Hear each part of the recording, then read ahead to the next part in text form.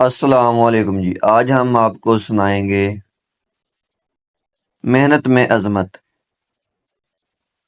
کسی زمانے میں ایک ملک کا بادشاہ بہت کاہل تھا۔ وہ کوئی کام کاج نہیں کرتے تھے، دن بھر سونا پانے کی امید میں زمین کھودتے تاکہ مالا مال ہو جائیں۔ برسوں تک وہ اسی طرح زمین کھودتے رہے لیکن انہیں کچھ نہ مل سکا۔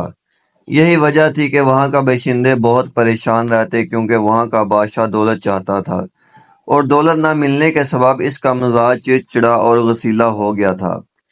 ایک دن وہاں سے ایک نوجوان کا گزر ہوا جو بہت ہنسمکھ اور ذہین تھا۔ وہ اسی راستے سے ایک گیت گاتا جا رہا تھا جہاں سونا حاصل کرنے کے لیے لوگ زمین کھود رہے تھے۔ جب ان لوگوں نے اسے دیکھا تو بولے، گانا مت گاؤ، ہمارا بادشاہ بہت ہی غصیلا ہے، وہ تمہیں قتل کر دے گا۔ نوجوان ہنس کر بولا، مجھے اس کی پرواہ نہیں ہے، لیکن تم مجھے اپنے بادشاہ کے پاس لے چلو۔ لوگوں نے زمین کی کھدائی بند کر دی اور اس آدمی کو لے کر بادشاہ کے پاس جانے لگے۔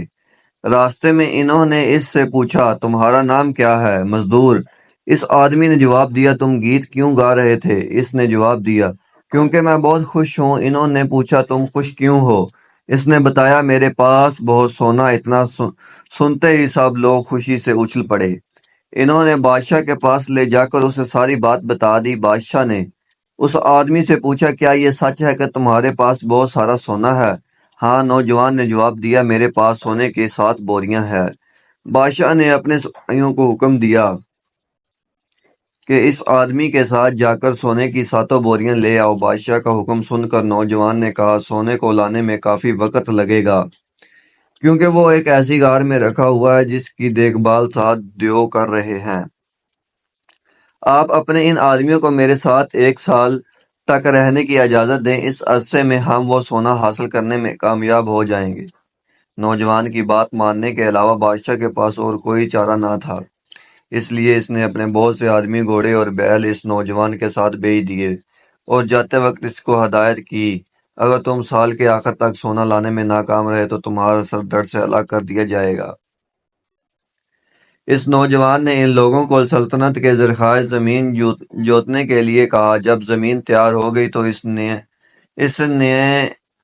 میں گیہوں کی بیج بوئے۔ 1 سال بعد فصل تیار ہو گئی تو اس نے اس کی کٹائی کری، جس کے بعد اس کے پاس منو گندم جمع ہو گئی، جس گھوڑوں پر لدوا کر وہ بادشاہ کے سپاہیوں کو ساتھ لے کر محل کی طرف روانہ ہوا۔ چلتے چلتے وہ لوگ ایسے مقام پر پہنچے جہاں قحط پڑا ہوا تھا۔ دیکھتے ہی دیکھتے وہاں کے باشندوں نے وہ سارا گیہوں ہاتھوں ہاتھ خرید لیا۔ اس کے بدلے میں اس نوجوان کو سونے کی 7 بوریاں مل گئیں، جنہیں لے کر وہ بادشاہ کے دربار میں پہنچ گیا۔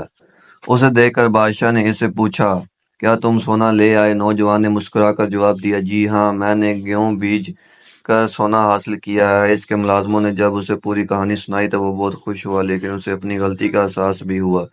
اس نے اپنی رعیت کو کھیتی باڑی کرنے کا حکم دیا۔ کچھ سالوں بعد ہی ملک میں خوشحالی کا دورہ ہوا تو اس نے نوجوانوں کو دوبارہ اپنے دربار میں طلب کیا اور اس سے کہا، ہم تمہارے بہت شکر گزار ہیں، تم نے ہمیں ایک نئی راہ دکھائی ہے، ہم چاہتے ہیں کہ تم ہمارے ہی ساتھ رہو۔ نوجوان نے بادشاہ کی بات سن کر کہا کہ اس دنیا میں ابھی بہت سے لوگ ایسے ہیں جو محنت کی عظمت کو نہیں سمجھتے، مجھے ان کے پاس جا کر انہیں بھی راہ راست پر لانا ہے، لہٰذا مجھے اجازت دیں، مجھے افسوس ہے، میں یہاں نہیں رک سکتا۔ بادشاہ نے نوجوان کو بے شمار تحفے تحائف دے کر رخصت کیا۔